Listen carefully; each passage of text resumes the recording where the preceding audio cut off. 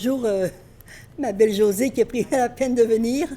Alors, je suis très contente de vous voir ici aujourd'hui. Vraiment, c'est un très grand bonheur de vous présenter notre installation à mon amie Mireille Crête et moi-même, qui a pris naissance à partir de ce recueil Le Fleuve à vif que je crois vous possédez tous, vous qui êtes ici. Et c'est un grand bonheur d'arriver à l'aboutissement d'une telle chose, grâce à la complicité d'une amie, grâce à la complicité de gens qui nous entourent, grâce à la complicité de gens qui aiment la poésie. Parce qu'aimer la poésie, c'est vraiment une histoire d'amour, aimer la poésie. C'est une histoire d'amour et une histoire à vie. Alors, écrire de la poésie, c'est déjà très difficile. Et quand on sait qu'on a quelques lecteurs, on est profondément réjoui parce que il y a des moments si intenses et à la fois si vides, parfois, si exigeants, ça tord le corps, ça tord l'esprit, ça ne veut pas, ça veut pas, par moments ça veut trop et on ne peut pas tout capter. Et puis parfois on capte et on est immensément heureux d'avoir trouvé un mot qui fera une page complète ou un chapitre, mettons, ce mot-là. Et c'est très important, ça. Donc, là, je me sens très bavarde, mais je suis trop contente de vous voir et ça me réjouit beaucoup que vous soyez ici. Alors, sans plus tarder, je vais commencer à vous lire cette histoire du fleuve à vif, qui est quand même assez récente. Tu sortiras le présage de tes lèvres, les dépouilles d'oiseaux, comme si rien ne pesait. Les fleurs de nuit exhalent leur parfum, enclavent le sommeil de fantasmes illusoires, activent le mirage.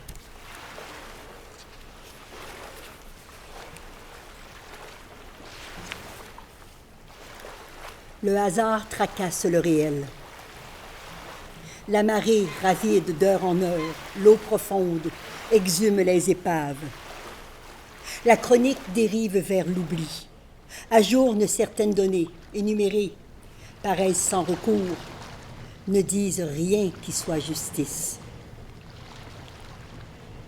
Vague qui va, un tel désir du pays, le fleuve à vif, gonflé de plaies béantes, oubliées là, sur les berges à bois flottants, reviennent toujours, ramènent au corps le récit.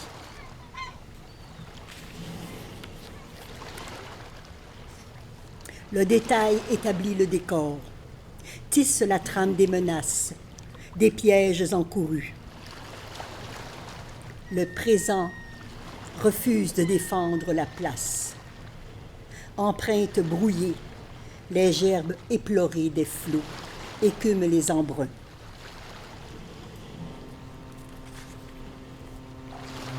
La piste des hasards vient à toi. Laisse tomber les roses. Les pétales sous tes pas tissent le motif à venir, indiquent le sentier. Ce lieu rassemble les bosquets de girandoles dans la forêt des vestiges. Tu grappilles dans l'attirail des heures, glaneuses des artifices, froufroutent tes jupons râpés.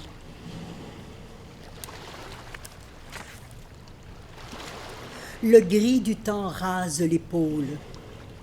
L'horizon filoute dans l'oubli, le merle en son chant.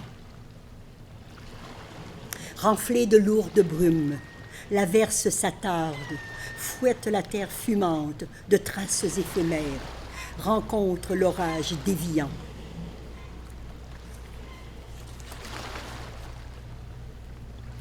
Les araignées duveteuses tissent le filet des compromis.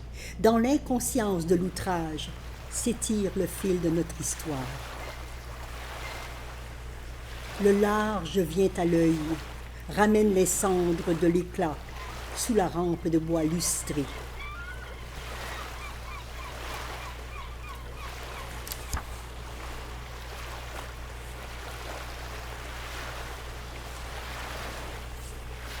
Allongé sur une couverture à l'heure de la sieste, le vent passe sous les vêtements, sur la peau. goûte encore cette odeur, celle de la mer que l'on capte en plein élan. Je veux encore imaginer la valse des jours, un battement d'ailes entre les rochers de Persée, de grandes voiles se croiser dans le lointain jusqu'à Bonaventure. Sur la brèche agitée, la marée berce l'îlot des voix, clapote la pierre, le mascaret remonte, bout le ressac. L'œil prend le dehors, le fleuve en Saint-Laurent, l'île d'Orléans, la côte nord entière. Cette île en haute terre l'emporte sur les prés, verdoyant la Malbaie.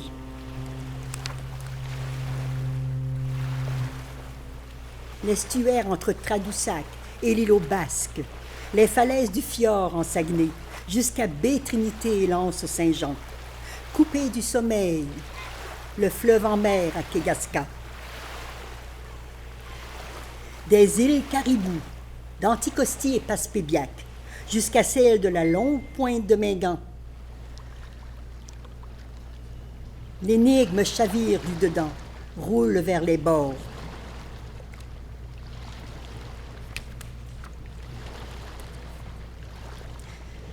La mer t'a-t-elle raconté la plainte du phare? A-t-elle avoué ses colères, ses crimes? A-t-elle cité le nom des marins emportés?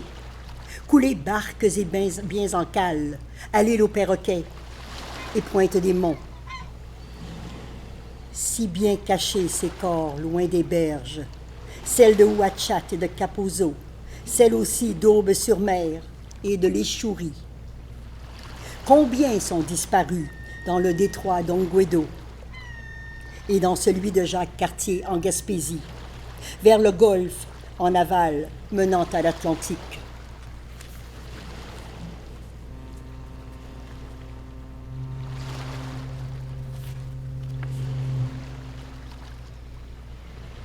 Allongé dans l'arène, tu visitais les sortilèges dans la cabane du voyant, apprenant la magie des disparitions. Je t'attendais devant. Tu revenais vers moi, les yeux agrandis. Tu regardais au lointain. Nous marchions en silence. La prairie buvait nos pas. Le large avance à l'œil. Haute marée embrouille les indices. Houle de l'Atlantique ramène les décombres de la dispersion. Un cadran solaire esquinté. Saturne des semailles. Les monts se lovent à l'Occident. Tu découds la tige, la place en terre. Sur les battures s'établit la nuit, éternelle en son recommencement. Les algues récoltées, rien qui soit, n'ajoutera à la valeur du tribut. Limer les bords du jour, enfouir les pieux, tenir fort les petits bouts par le milieu, dans l'oubli, s'engloutir au champ dévoré, à force de gestes, arracher d'un coup le noir au blanc. La nuit ne peut suffire à déposer les armes et faire en sorte que cela n'ait pas eu lieu.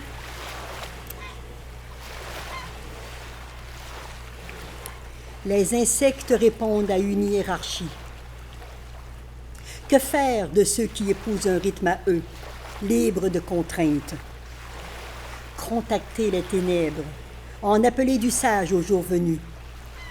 Toute vérité viendra, qu'importe le temps. Je pense au Titanic, aux premiers explorateurs, aux découvreurs de ce pays, en territoire nouveau. Je songe à ceux qui sont des phares dans le brouillard.